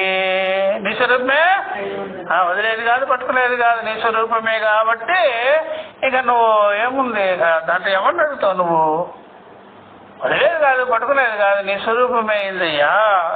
అట్లా అందుకనే ఇప్పుడు వరకు నేను చెప్పినవన్నీ కరెక్టే. అందరు వాళ్ళే అడిగే పోతుంది. ఏదైనా మీరు ఏదైనా కొనుక్కోవాలన్నా, తినాలన్నా, తాగాలన్నా వాళ్ళని వీళ్ళు అడిగే కదా చేసేది. ఏదైనా సరే ఓ నోట్లో తుంచి నోట్లో పెట్టుకోవాలన్నా బాగుందంటారా, అర్థమైంది, బాగుందంటారా అనేది తుంచి అని వాళ్ళని అడగాలి. నువ్వే వేసుకోరాదు నోట్లో, నువ్వే వేసుకొని చెప్పరాదు. అంత ఎక్కడ ఉంది మన దగ్గర, అర్థమైందా? దానికేం కావాలి? ధైర్యం ఉండాలి. అందుకనే వేదాంతంలో ధైర్యేనా, ధైర్యంతో ముందుకు పోవాలరా. నువ్వు వాళ్ళు వీళ్ళని అడుక్కుంటూ తెలుసుకుంటావంటే ధైర్యంగా ముందుకు పో. ధీరః తత్ర న ముహ్యతి, ధీరుడైన వాడు మోహితుడు కాడు. అట్లా ఏమిటో అట్లాగా జనాలందరూ ఆ టైంలో అన్ని విషయాలు ద్వైత విషయాల్లాగా పరమార్థ విషయాలను కూడా అడుగుతుంటారు ఇతరులే. అర్థమైందా? ప్రసాద్ గారు అని ఉండేవారు కదా, సుగణమోళ్ళు ఆయన. నేను వైజాగ్లో చెప్పేటప్పుడు ఒక పండితుడిని పోయి అడిగాడు, ఆయన చెప్పేది సర్వాత్మ చైతన్య గారు అట్లా చెప్తారండి, ఇది కరెక్ట్ విషయమేనా అని అడిగాడు. అట్లా అడిగేది అదే. వాడు కనిపిస్తుంది అయితే విపరీతంగా చెప్పేసి ఉంటే నువ్వు అది వేసుకో బుర్రలో. అతను ఏం చేశాడు, బ్రహ్మ విద్య, అద్వైతమా, ఉపనిషత్తు, అయ్యో శంకరాచార్య వారి, అయ్యో అయ్యో అయ్యో అదెంత గొప్ప విషయం భయ్యా, బతికి బయటపడ్డావు. వాడేది అప్పలాచారి గిప్పలాచారి దగ్గర పోయి ఉంటాడు అనుకో. అప్పలాచారిగా వాడు ఉండేవాడు, చచ్చిపోయాడు. వాడు రామాయణం చెప్పేవాడు, వాడు వైష్ణవుడు. అప్పలాచారి ఆయన ఉండేవాడు వైజాగ్ ప్రాంతం. ఓ జన్మ చేసేవాడు, సుందరకాండ చెప్తుంటాడు. ఆడ చేసి పోయి అడిగామనుకోండి ఇంకేమన్నా ఉందా, లేరిపోయిన. అట్లా అడగకూడదు. పోయి మంచివాడిని అడిగా వాడు సరిపోయా. ఆయన వ్యాకరణ పండితుడు. ఆయన ఏదో శంకరాచార్య వారిదండి, ఎవడండి చెప్పేవాడు శంకరాచార్య వారిది, భలే అనుకోండి. మీరు తెలుసుకోండి, మంచి విషయం అండి, మాకే అబ్బలేదు, ఎవరో చెప్తున్నారంటే వినండి. పోయి మంచి పని చేసినావు అయ్యా. వేరే వాళ్ళని పోయి అడుగుంటే ఏమన్నా కావాలా? జిఎల్ స్వామిని అడుగుంటే ఇంకా భలే చెప్పేవాడు. అట్లా ఉంటుంది మన ప్రారంభం. అట్లా అడిగేది కాదు ఇదే, మనం వినేయాలి. మనం ఏంటి నేనుగా ఎవరిని అడగకుండా వినాలంటే సద్విషయం దొరుకుతుంది. నువ్వు వాళ్ళు వీళ్ళని అడుక్కున్నావు అనుకో, అదంతా నామరూప విషయాలే చెప్తారు. లోకులు ఏం చెప్తారమ్మా? రంగు, రూపము, రుచి, అది ఇది విశేషాలు, వాటిని చూసే కదా జనాలు. జనం ఎక్కువ వస్తున్నారండి, అది మంచిది కావచ్చు. అంటే గొర్రెలు కూడా వస్తారా? గొర్రెలు కూడా వస్తారు, చాలా మంది వస్తారు గొర్రెలు. అర్థమైందా? ఏం చెప్తారు? జనం ఎక్కువ వస్తే పోతారు అక్కడికి, జనం ఎక్కువ వస్తే పోతారు అక్కడికి. అట్లాగా వీళ్ళు జనాలు, అర్థమైందా? ఆ ప్రకారంగా కాబట్టి అట్లాగా ఒకరిని అడిగి తెలుసుకొని పోయేది కాదు పారమార్థికమైన విషయాలన్నీ. అట్లాగే మృత్యుకాలం వచ్చినప్పుడు కూడా అందరిని అడుగు, మృత్యుకు పోవచ్చా నేను? ఊరుకోండ్రా, నువ్వు అడిగేదే నేను లాక్కొని మాట్లాడు కూడా. ఏమండి ఎవరు పిలుస్తున్నాడు, వెళ్ళొచ్చా అని అడుగు. మీ ఆయన్ని అడుగు, మీ అత్తను అడుగు, మీ కోడళ్ళని అడుగు, వాళ్ళని అడుగు, వీళ్ళు అడుగు. వాళ్ళు ఏమైనా పర్మిషన్ ఇస్తారేమో చూడు. నీ ఎంతసేపు వెయిటింగ్ లో ఉంటాడా ఎముడు? ఏమిటే నువ్వు ఎవరిని అడుగుతున్నావుట? దాన్ని నిన్ను ఇద్దరిని కట్టకట్టి తీసుకుపోతా. మీ అంతను అడుగుతావా? నిన్ను దాన్ని ఇద్దరిని కట్టకట్టి తీసుకుపోతా అంటాడు. అర్థమైందా? నువ్వు వాళ్ళు వీళ్ళు అడుగుతావంటే అర్థమైంది. నోరు మూసుకోరా. అర్థమైంది. మృత్యువు దగ్గర ఈ కాంప్రమైజ్ చేసి అయ్యేది ఏమన్నా ఉంటుందా? వాడు ఊరుకోంటాడు, వాడు ఊరుకోంటాడా? వెంటనే నువ్వు కింద పడినా సరే కాళ్ళు లాక్కొని పోతాడు వాడు. అంతే, సామాన్యం అనుకున్నావా? ముత్యాన్ని కూడా అడుగుతుందట, వెళ్ళొచ్చా వెళ్ళకూడదా అని. పోయి పంచాంగం తీసుకెళ్ళి అడిగేవాడిని ముహూర్తం చూసుకొని.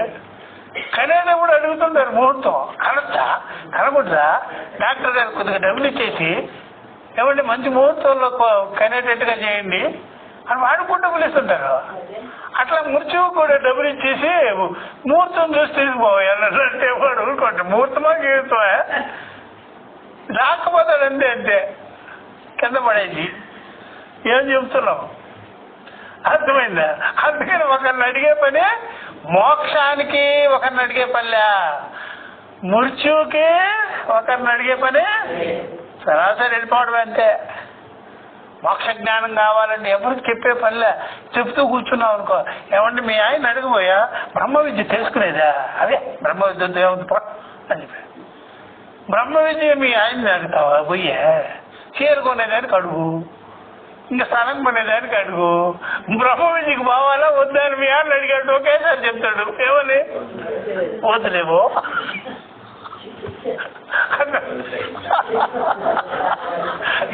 అర్థమైందా? నువ్వు రోజు క్లాసుకి పోయేటప్పుడు కూడా చెప్పి రావద్దు, వచ్చే అంతే చెప్పినావంట. ఇప్పుడు వినకపోతే ఎన్ని రోజుల నుంచి వినటం లేదు. అక్కడ పాత ఇంట్లో విన్నావు, కొత్త ఇంట్లో విన్నావు, ఆ ఇంట్లో విన్నావు, ఈ ఇంట్లో విన్నావు, ఇంకా వింటూనే ఉంటావా? ఇంకా ఎన్ని సంవత్సరాల నుంచి నీతో కాపురం చేస్తున్నా? ఆ ఇంట్లో చేసా, ఇంట్లో చేసా, ఇంట్లో చేసా, ఇంకా ఎన్ని ఇంట్లో చేయాలి నువ్వు అడగలేవు. రక్తం ఇంట్లో చేసినానా? అప్పుడు మొగుడు పిల్లవే కదా. మళ్ళీ ఆ ఇంట్లో చేసిన అప్పుడు మొగుడు పిల్లవే కదా. ఎన్ని ఇళ్ళలోకి పోయినా సరే మొగుడు పిల్లమే కదా. ఇంకా ఏంటయ్యా, ఇంకా ఎంతకాలం చేయాలి అని నువ్వు అనలేవు. ఆయన మాత్రం చేసాడు కానీ బ్రహ్మ విద్య ఇంకో వింటుంటావా? ఎప్పటి నుంచో గాలి పీల్చుకుంటున్నావు కదా, ఎందుకబ్బా పీల్చుకోవటం? వద్దులే అనుకోవద్దా? మానేరాగా శ్వాస నిశ్వాసలు సరిపోద్ది.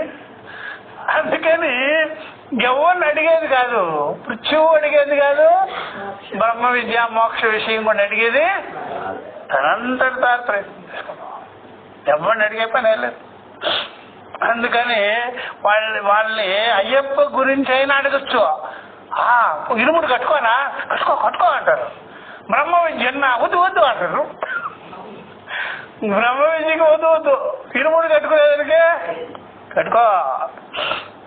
అందుకని అయ్యా ఇది విధిశేషత్వం నేతం ఆత్మత్వాదు చ సర్వేషాం, అందరి ఆత్మస్వరూపమై ఉన్నది, ఇది వదిలేది పట్టుకునేది కాదు. మరి ఏమిటి చెప్తాను? సర్వం హి వినశ్యద్వికార జాతం పురుషాంతం వినశ్యతి. అది సర్వం హి వినశ్యత్ వికార జాతం. ఇదంతా కూడా వినాశమైపోయేదంతా, వికార జాతం అంతా వినాశమైపోయి చివరికి పురుషుడిలోనే లీలమైపోతుంది, పరబ్రహ్మంలోనే లీలమైపోతుంది జగత్తంతా. పరబ్రహ్మంలో నుంచి కల్పిత రూపంగా ఇవన్నీ జగత్ వచ్చింది, సృష్టి స్థితి లయాదులన్నీ. అట్టి పరబ్రహ్మం ఎందే మొత్తం వెళ్ళిపోయి చివరికి మిగిలేది ఆ సత్స్వరూపమైన పరబ్రహ్మం తప్ప రెండవది ఏది మిగలదు. ఎందుకని అక్కడి నుంచి ఏతోవా భూతాన్ని చూసారా, ఈ భూతములన్నీ ఆయన నుండే వచ్చాయి, ఆయన ఎందే ఉంటున్నాయి, ఆయన ఎందే విలీనము అవుతుంది. అందుకని సర్వం హి వినశ్యద్ వికార జాతం. ఈ వినాశమైపోయేటువంటి వికారములతో కూడుకున్నవన్నీ చివరికి పురుషాంతం వినశ్యతి. పురుషుడి ఎందే అన్ని విలీనమైపోతాయి. వినశ్యతి పురుషో హి. అయినా పురుషుడు మాత్రమే మిగులుతాడు. కొండలన్నీ పగిలిపోతాయండి, మట్టి ఒక్కటే మిగులుతుందండి. కొండలన్నీ పగిలిపోయి మట్టి ఒక్కటే మిగులుతుంది. ఆభరణాలన్నీ కరిగిపోయి బంగారం ఒక్కటే మిగులుతుంది. పురుషుడు ఒక్కడే మిగులుతాడే, పరమాత్మ ఒక్కటే మిగులుతాయి. మొత్తం ఆ పరమాత్మ యందు కల్పింపబడిన నామ రూప జగత్తంతా కూడా, చరాచర జగత్తంతా కూడా విలీనమైపోయి కేవలం పరమాత్మ ఒక్కడే మిగులుతాడు. పురుషాంతం నిగచ్చతి అంటాడు. అందువల్ల పురుషాంతం వినశ్యతి, పురుషుడిలో చేరేంత వరకు చూసారా ఇవన్నీ ఉంటాయి. తర్వాత ఇవన్నీ వినాశమైపోయి పురుషుడే మిగులుతాడు. పురుషుడిలో ఇవన్నీ వినాశమైపోతాయి అని చెప్తున్నారు. పురుషో హి వినాశ హేతు అభావాత్ అవినాశీ. చూసారా పురుషుడొక్కడే మిగులుతాడే. పురుషో హి వినాశ హేతు అభావాతు, పురుషుడున్నాడే వినాశమునకు కారణమైనది లేదు ఆయనలో. అవినాశితు తద్విద్ధి ఏన సర్వమిదం తతం. కాబట్టి పురుషోహి వినాశహేతు అభావాతు, వినాశానికి కారణభూతమైనవన్నీ ఆ పురుషుడు యందు లేదు. పురుష పరమాత్మ అవినాశి ఆయన పరమాత్మ అనిపిస్తుంది. ఎందుకని సార్ అని అడిగితే చెప్తున్నాను. విక్రియా హేతు అభావాస్య కూటస్థ నిత్య.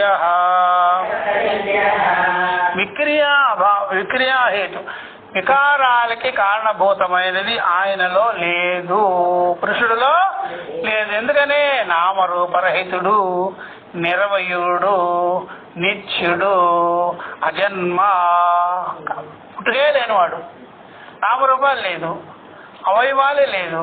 దేర్ఫోర్ అవినాశి.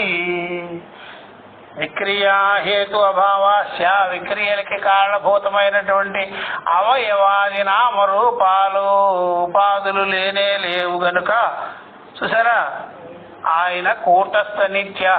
ఈ కూటం అనేటువంటి ఈ చరాచర జగత్తుకి, పంచభూత జగత్తుకి, నామరూప కర్మ జగత్తుకి ఆయన స్థః ఆధారము, నిత్య కూటస్థ నిత్య. దేర్ఫోర్ చెప్తాను. ఓకే. అతయేవ నిత్య శుద్ధ బుద్ధ ముక్త స్వభావ.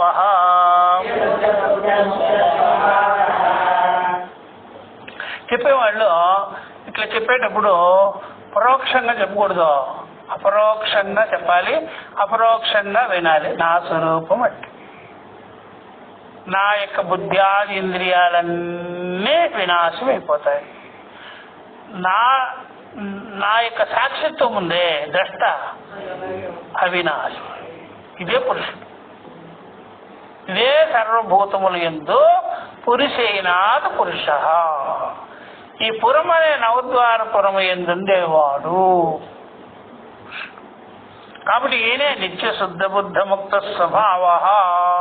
ఈయన నిత్యమై ఉన్నాడు, శుద్ధమై ఉన్నాడు, బుద్ధమై ఉన్నాడు, అంటే జ్ఞానస్వరూపుడై ఉన్నాడు, అసంగమై ఉన్నాడు, బంధరహితుడై ఉన్నాడు. నిత్య శుద్ధ బుద్ధ ముక్త స్వభావ. కాబట్టి చెప్తున్నారు. తస్మాత్ చూసా ఎప్పటి నుంచో మీరు ఇట్లా వింటున్నారు కాబట్టి అర్థమవుతుంది. కొత్తగా అయితే ఇట్లా వివరించరు కూడా. ప్రతి సెంటెన్స్, ప్రతి పదము దాన్ని వివరించాలి కదా. వివరించకపోతే ఏమవుద్ది? అన్ఫోల్డ్మెంట్ అంటే అదే వివరించాలి. విడదీసి ప్రతిదాన్ని అన్వయం చేసుకోవాలి మన అనుభవంలోకి, మన స్వరూపంలోకి అన్వయం చేసుకుంటేనే అర్థమయ్యేది. ఊట పదాలు వినేస్తే అర్థం కాదు, సెంటెన్స్ వినేది కాదు. ఇది దాన్ని అన్వయం చేసుకోవాలి. చెప్పేటప్పుడే మనకే అర్థమైపోవాలి. ఇప్పుడు నేను అర్థమై చెప్తున్నాను, అర్థం కాకుండా చెప్తున్నానా? మీకు కూడా అర్థమే చేయిస్తా. వేరే వాడు ఊరికి పదాలు కొట్టుకొని పోతుంటారు. తస్మాత్ కాబట్టి చెప్తున్నాడు. పురుషాత్ న పరం కించిత్ సా కాష్టా సా పరాగతి. కఠోపనిషత్ ఇది, కఠోపనిషత్. కాబట్టి పురుషాత్ నా పరంకి పురుషుడి కంటే అన్యమైనది కించిత్తు లేదు. పురుషైవేదకం సర్వం, బ్రహ్మైవేదకం సర్వం, ఆత్మైవేదకం సర్వం, పురుషాతన పరం కించిత్. పురుషుడి కంటే వేరైనది లేదు. ఎట్లాగా అంటే నేనున్నాడు అనుకోండి, నేను కంటే అన్యమైనది ఏది లేదు. నేనే ఉండేది. మీలో ఉండేనా నేను, నాలో ఉండేనా నేను, నేనే ఉండేది. నేను కంటే వేరేది చూసేవాడి కంటే చూసేవాడి కంటే వేరేది లేదు.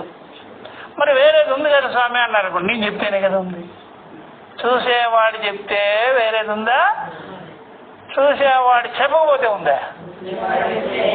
నేననేది ఉంటే నాది ఉంటుంది. నేననేది చెప్పకుండా నాది అనేది, నేననేవాడే నాదనేది చెప్పాలి. మీలో ఉన్నా నేను, నాలో ఉన్నా నేను. చూసారా నేనే అది. నేను అనేది నాదిని గురించి చెప్తాను. నేను అనేది నాదిని గురించి చెప్పలేదనుకోండి, నేను తప్ప రెండోది లేదు. కాబట్టి నేననేది నాదిని గురించి చెప్తున్నా. నా శరీరము, నా ఇల్లు, నా వాక్కులు అనేది నేనే చెప్పాలి. నేననేది చైతన్యం, ద్రష్ట. నాదనేది దృశ్యము. అందువల్ల ఎప్పుడైనా దృక్కే దృశ్యాన్ని గురించి చెప్పాలి. నేనే నాదిని గురించి చెప్పాలి. అది చెప్పకుండా ఎవరు ఏమీ లేదు. అట్లా బాగా తెలుసుకోవాలి. తస్మాత్ పురుషాత్ నా పరంకించిత్. పురుషుడి కంటే అన్యమైనది, పరం అంటే అన్యమైనది, అన్యమైనది ఏది లేదు. కనుక సా ఆ పురుషుడే కాష్ట, స పరాగతి. ఆయనే కాష్ట అంటే చివరివాడు. ఆ కాష్ట స పరాగతి, ఆయనే చివరివాడు. ఆయనే పరాగతి, ఆయనే పరమైన వాడు. ఆయనే గతి, జ్ఞానం. ఆయనే జ్ఞానం. అది కఠోపనిషత్తు చెప్పింది.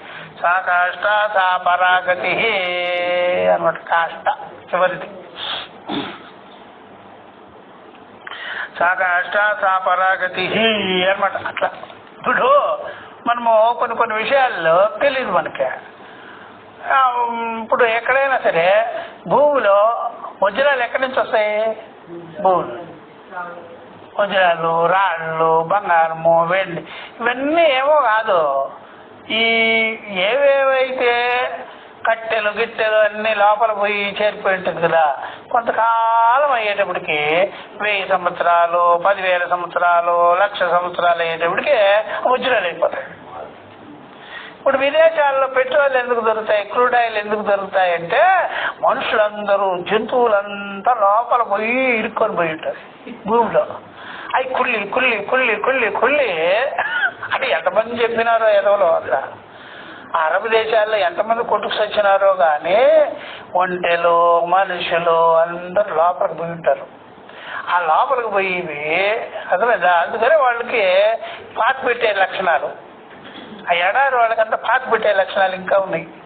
ఎందుకంటే లోపల యుద్ధాలు చేసుకొని, అవి చేసుకొని, ఒకరినొకరిని చంపుకొని లోపల అంతా లోపలికి వెళ్ళిపోతాయి అన్నమాట. శవాలన్నీ, పశు శవాలు కావచ్చు, మనిషి శవాలు కావచ్చు, ఒంట్లు గింట్లు అన్ని లోపలికి పోయింది. అవన్నీ మురిగి మురిగి మురిగి మురిగి మురిగి మురిగి మురిగి ఆయిల్, క్రూడ్ ఆయిల్. అర్థమవుతుందా? ఏమనుకున్నారు? అర్థమైందా? అందుకని ఎప్పుడైనా భూమిలో పాతేసినటువంటివన్నీ శరీరాలు ఉంటాయి కదా, కుళ్ళి కుళ్ళి కుళ్ళి కుళ్ళి దాంట్లో ఉండే నూనె ఉంటుంది, ఆ రసము అదంతా క్రూడ్ ఆయిల్ అయిపోద్ది. దాన్ని బట్టి లెక్క పెడితే 7 దుంపలు ఎంతమందిని చెప్పేసినారు వీళ్ళు, ఎంతమంది చెప్పేసినారు. ఎంతకాలం ఉంటుంది మా శవాలన్నీ అయిపోయి ఉంటాయి. ఇంకో 20-30 సంవత్సరాల తర్వాత క్రూడ్ ఆయిల్ రాదు కాబట్టికే వాళ్ళకి తెలిసిపోయింది, అర్థమైపోయింది, ఇంక రాదురా బాబుని. అందుకని వ్యాపారాలు మొదలు పెడతారు. అంత భూమి చూసారా, భూమి వంట చేసి మనకి ఇస్తుంటుంది, ఏదైనా వంట చేసుకుంటుంది, అది ఉడికించుకుంటుంది. చెట్లను ఉడికిస్తుంది, మనుషులను ఉడికిస్తుంది, అన్నిటిని ఉడికించి అందుకనే మనకి ఆ చెత్త చెదారం అంతా కూడా దాంట్లో నుంచి గార్బేజ్ నుంచి వస్తుంది. గార్బేజ్ ఎంత గ్యాస్ వస్తుంది, ఎంత గ్యాస్, అన్నీ గ్యాస్, అన్నీ అది మనకు వాడుకుంటాం. అందులో భూమి ఏం చేస్తుంది, ఎప్పటికప్పుడే కుక్కర్ లాగా వంట చేసి మనకి నీకు వజ్రం కావాలంటే వజ్రం వేస్తుంది, బంగారం కావాలంటే బంగారం వేస్తుంది, బొగ్గు కావాలంటే ఆ బొగ్గులు తీయకుండా ఉన్నాం అనుకోండి మళ్ళీ వజ్రం అయిపోతుంది. కొన్ని వేల సంవత్సరాలు మురగాలి, దాంట్లో వేల సంవత్సరాలు మురిగితే అట్లా అయిపోతుంది. అట్లా ఏది కావాలన్నా అది ఇస్తుంది మా భూమి. ఇప్పుడు భూమి ఎంత గొప్పదో చూడు. వజ్రం కావాలంటే వజ్రం ఇచ్చా, బంగారం కావాలంటే బంగారం ఇచ్చా, రాగి కావాలంటే రాగి ఇచ్చా, బొగ్గు కావాలంటే బొగ్గు ఇచ్చా, తిండి కావాలంటే తిండి మామూలుగా వస్తుంది కదా. అట్లా ఎన్ని భూములు ఉంటాయి అనమాట.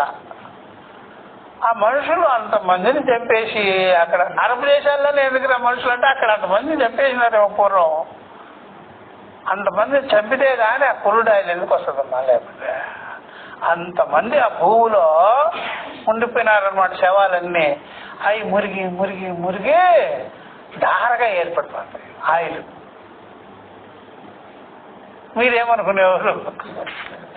ఏమైనా భూమిలో మనం వేసిన చెత్తనే అది ఇస్తుంది అనమాట మనకి. మనం వేసే ఏ చెత్త వేస్తామో అది ఇసుక భూములు కదా, ఇక్కడ భూములు లాగా కాదు కదా, ఇసుక ఎడారులు కదా, అందుకని దాంట్లో ఆయిల్ ఇచ్చేస్తుంది, క్రూడ్ ఆయిల్. అట్లా మొదలైందా? అట్లా అనమాట. ఎంత విచిత్రమో అది చెప్పడం. అందుకనే వియత్నాం అక్కడ ఇక్కడ చూస్తుంటే యుద్ధాలు జరిగిపోయినాయి. ఇదివరకు అవుతుండే ఎముకలు అసలు పూరీలు పడతాయి ఎక్కడ పడితే అక్కడ. అమ్మ నాయన ఎంత యుద్ధాలు చేసుకున్నారా మీరు? అట్లా ఆ విధంగా తస్మాత్ పురుషాన్న పరం కించిత్ సా కాష్ట సా పరాగతి. ఆయనే కాష్ట చివరి వాడు, ఆయనే పర, ఆయనే పరమైన వాడు, గతి ఆయనే జ్ఞానము, ఆయనే జ్ఞానం. మరి ఏమిటి ఇంకోటి చెప్తున్నా, తంతో ఔపనిషదం పురుషం పృచ్ఛామి. ఇది అనమాట. ఇది దేంట్లోది? ఇది బృహదారణ్యకం. అంటే ఉపనిషత్ పురుషుడిని నేను అడుగుతున్నాను అంటున్నాడు బృహదారణ్యకంలో. అయితే ఉపనిషత్ పురుషుడిని నేను అడుగుచున్నాను, చెప్పండి. ఉపనిషదగం మే బ్రూహి. ఈశలో కూడా ఉంది అట్లా, కేనలో కూడా వస్తుంది. తంతో ఔపనిషదం పురుషం. అటువంటి ఉపనిషత్ పురుషుడు, ఉపనిషత్ గమ్యమైనటువంటి ఆత్మ నేను అడుగుతున్నాను. ఉపనిషత్తులు ఎందు చెప్పేటువంటిది. ఇప్పుడు వీళ్ళు చెప్పేటువంటి దేవుళ్ళు ఉన్నారు కదా, ఆ దేవుళ్ళు చూసారు, కాల్పనికమైన దేవుళ్ళు కావచ్చు, పురాణ దేవుళ్ళు కావచ్చు. ఈ పురాణ దేవుళ్ళు, కాల్పనికమైన దేవుళ్ళు వీళ్ళందరూ ఉంటారు కదా, వాళ్ళంతా కాల దేశ విశిష్టమైన వాళ్ళు. నీకే కాదు విశిష్టాద్వైతం ఉండేది, వాళ్ళకు కూడా విశిష్టాద్వైతమే. చూసారా, ఖురాన్ వాళ్ళు చెప్పేది విశిష్టాద్వైతమే. అది కూడా విశిష్టం. విశిష్టం అంటే ప్రత్యేక. అక్కడ ఉన్నాడు, అక్కడ ఉండేది విశిష్టమమ్మా, ఇక్కడ ఉండేది సామాన్యం. అర్థమైందా? అట్లా ఇప్పుడు 10 చీరల తర్వాత 11వ చీర పైన పెట్టినారు కూడా, ఆ చీర ఏంటో. ఈ చీరలన్నీ సామాన్యం, అదేమో విశేషానమే విశిష్టం. అది ఏంటి? అది మీకు కాదులేండి, ఎక్కువ రేట్ అంటాడు వాడు. అది లోపలి అట్లా. ఇప్పుడు ఇక్కడ వాళ్ళు కాదులే అట్లా అన్నారు కదా, అది విశిష్టం. అందువల్ల ఖురాన్ ఒకటి చెప్పేది విశిష్టమే, ఇంకొకటి చెప్పేది క్రైస్తవుడు చెప్పేది విశిష్టమే, ఈ జీఎల్ స్వామి చెప్పేది విశిష్టమే. మనకు విశిష్టమే లేదు. అంత సర్వభూత సమదర్శన. చరాచరం ఎందుకన్నారు? మరి చరాచరం చెప్పడు. ఈ చరాచరం మన చిన్నప్పటి నుంచి వింటున్నాము. తాత ముత్తాతలు బామ్మలు చెప్పుకుంటుంటారు చరాచరం. భద్రాచ రామదాసు కూడా చరాచరములే చెప్తాడు కదా. మరి నీ నోట్లో ఒక మాట రాదు చరాచరం అనేది. నీకు చరాచరం అనే మాట చెప్తే అద్వైతం వచ్చేస్తుంది. అర్థమైందా? మరి నీకు ఆ తెలుగు పద్యాలు తెలుగు పాటలు రాసింటారు, అది కూడా తెలియదు నీకు. అడుగు అడుగున గుడి ఉంది అందరిలో, అది అది కూడా చెప్పలేవు. నువ్వు ఏం చదివి తెచ్చినావో ఏమో, అది ఎవరికి పనికి వస్తుందో అర్థమే, అది కూడా చెప్పలేవయ్యా నువ్వు. అణువుల్లో ఉంది చెప్పలేవయ్యా, నీ వల్ల రాదు. ప్రహ్లాదుడు చెప్తుంటేనే హిరణ్యాక్షుడు వ్యతిరేకించాడు అంటే నువ్వు కూడా హిరణ్యాక్షుడే కదా. ప్రహ్లాదుడు చెప్తున్నా ఆయన రేపు ఇక్కడ ఉందిరా, ఉన్నాడు నాన్న ఇక్కడున్నాడు నారాయణ స్వామి, మరి అక్కడ అక్కడే ఉన్నాడు, అంతటా ఉన్నాడండి. వీడేమంటాడు వైకుంఠంలో ఉన్నాడు అంటాడు. మరి హిరణ్యకశిపుడు వీళ్ళు ఒకటే అయినారుగా, జిఎల్ స్వామి హిరణ్యకశిపుడు ఒకటే అయినారు కదా. మరి అంటే హిరణ్యకశిపుడు సోదరుడా? హిరణ్యకశిపుడు సోదరుడు అంటే నువ్వు. కాబట్టి ఇందుగలుడు అందులేడని సందేహం వలదు చక్రి అనే మాట ఈయనకు పడదు. పోతనామాత్రులు చెప్పారు. పోతనామాత్రులు ఎందుకు చెప్పారు? భాగవతంలో ఉంది, వ్యాస భాగవతంలో చరాచరములు అన్నారు, సూతి మౌనమోపన సందు లేదన్నారు. ఇవన్నీ మన సనాతన ఋషులకు పనికొచ్చినాయి కానీ నీకు పనికి రాలేదా? మరి ఎందుకు మీకు కాంట్రవర్సీ వచ్చింది ఆ విషయంలో అంటే నువ్వు విశిష్టంగా చెప్పాలిగా, అది వచ్చింది లింక్. నీ సూత్రం అది. ఏమి సూత్రం అది? విశిష్టం. విశిష్టం అది, దట్ ఈస్ ప్రాబ్లం. విశిష్టం అనేటప్పటికీ మనుషుల్ని విఐపీలు చేసేస్తున్నావు కదా, విఐపీలు చేసి పెట్టేసినావు నువ్వు. ఇక్కడేమో విఐపీలుగా చెప్పడం వల్ల ఋషులు అందరూ సమానంరా. కాబట్టి ఆ విశిష్టం అనేటువంటి మాట హిరణ్యకశిపుడు చెప్పాడు, నువ్వు చెప్పావు. దేనిపోరు ఇద్దరు కలిసి అన్నదమ్ములు అట్లా అదే అన్నమాట. కాబట్టి అర్థమైంది. బాగా ఆలోచన థింకింగ్ చేస్తే అర్థమవుతుంది, లేకపోతే అర్థం కాదు. అర్థం కాదు అట్లాగా, అర్థమైందా? అట్లా అందుకనే ఎప్పుడైనా సరే అది అట్లా మన వాళ్ళు ఏం చేశారు, ఎంత చక్కగా ఒక వండినా సరే ప్రసాదము నైవేద్యం పెట్టేసి మళ్ళీ ఆ పాత్రలు వేసేస్తారు, పెద్ద పాత్రలు గంగాళం వేసేస్తారు అంతే. అంత ఎందుకే అందరికి పోవాలయ్యా, దాన్ని భావన చేసినాము, దీంట్లో వేసేస్తాము, వేసేసి కలిపేస్తాం, సమానం అయిపోవాలంతే. అది కూడా ఆ లాజిక్ కూడా లేదే తమరికి అట్లా. కాబట్టి తస్మాత్ పురుషాన్న పరం కించిత్ సాష్టాసా పరాగతి తం తు అపనిషం పురుషం పృచ్ఛామి ఇది చ ఉపనిషదత్వ విశేషణం. ఆ ఉపనిషత్తులు ఎందుకు చెప్పారు విశేషంగా అంటే ఉపనిషత్తుల్లోనే ఆత్మ విషయము చెప్పబడి ఉన్నది సమగ్రంగా అనమాట. ఉపనిషదత్వ విశేషణం, ఉపనిషత్తులు ఎందుకు విశేషం చేసి చెబుతున్నారంటే పురుషస్య, ఉపనిషత్తు ఆ పురుషుడిని గురించి అంటే మన ఆత్మను గురించి, నేరుని గురించి ఉపనిషత్తులలోనే ప్రాధాన్యంగా అక్కడే చెప్పారు. ఎక్కడ చెప్పారో ఏ ఏ విషయాలు ఎక్కడ దొరుకుతాయో అక్కడ దొరుకుతాయి, అన్ని చోట్ల దొరకవు. ఎక్కడ పడితే అక్కడ దొరకవు కదా. ఎక్కడ ఏ విషయం ఎక్కడ వినాలో అక్కడే వినాలి. ఉపనిషత్తు ఆత్మతత్వాన్ని చెప్పేది ఎక్కడరా అంటే ఉపనిషత్తులలోనే. హిమాలయాలకు వెళ్ళి తపస్సు చేసినా ఏది చేసినా ఏమి లభించదో ఉపనిషత్తుల దగ్గరకు వెళ్ళే తెలుసుకోవాలి. పురుషస్య ఉపనిషత్సు ప్రాధాని, పురుషుడు ఈ ఆత్మను గురించి, నేను గురించి ఉపనిషత్తుల్లోనే ప్రాధాన్యంగా, ప్రధానంగా, ముఖ్యంగా ప్రకాశమానత్వే ఉపపద్యతే, ప్రకాశింపబడి ఉన్నది. ఇక్కడే క్లారిటీ ఇచ్చారు, ఇంకెక్కడ కూడా క్లారిటీగా చెప్పలేదు. ప్రకాశమానత్వే ఉపపద్యతే. మనం ఎన్ని చదువుకున్నా సరే ఇతర గ్రంథాలు ఉపనిషత్తుల దగ్గరనే సంశయాలని పోయేది. ఉపనిషత్తులు పట్టుకోలేదనుకోండి ఎక్కడోళ్ళు అక్కడే, ఉపనిషత్తుల దగ్గరే బాగుంది. అందుకని ఔపనిషద్ విద్య అంటారు దీన్ని. ఏమంటారా? ఉపనిషద్ విద్య అంటారు. ప్రకాశమానత్వే ఉపపద్యతే అతః దేర్ఫోర్ భూత వస్తుపర వేద భాగ నాస్తి వచనం సాహసమాత్రం. ఇది అండర్లైన్ చేసుకోవచ్చు. అతః దేర్ఫోర్ భూత వస్తువు అంటే సిద్ధ వస్తువు, సిద్ధమైనటువంటి వస్తువు జ్ఞానము, సిద్ధమైనటువంటి జ్ఞానాన్ని గురించి వేద భాగంలో లేదంటివి కదా నువ్వు. ఎంత అబద్ధాలను చెప్పేది, ఎంత సాహసం చేస్తున్నావు, తెగింపు, ఇంత సైగింప, ఇంత మదమెక్కి చెప్తున్నావయ్యా అంటున్నాడు శంకర. ఇంత సాహసమా, ఇంత ఇష్టం వచ్చినట్టుగా చెప్తావు నువ్వు.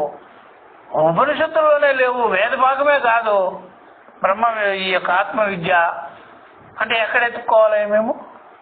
కాబట్టి ఇదంతా సాహసం చేసి మాటే, నీ ఇష్టం వచ్చినట్టుగా నువ్వు చెప్తున్నావు, ఇది కరెక్ట్ కాదు అని చెప్పేసి ఇది మనం నెక్స్ట్ క్లాస్ లో ఇక్కడి నుంచి చెప్తాం. ఓం సహనావతు సహనౌ భునక్తు సహ వీర్యం కరవావహై తేజస్వినావధీతమస్తు మా విద్విషావహై. ఓం శాంతి శాంతి శాంతి. హరి ఓం. శ్రీ గురుభ్యో నమః. హరి ఓం. తత్సతు.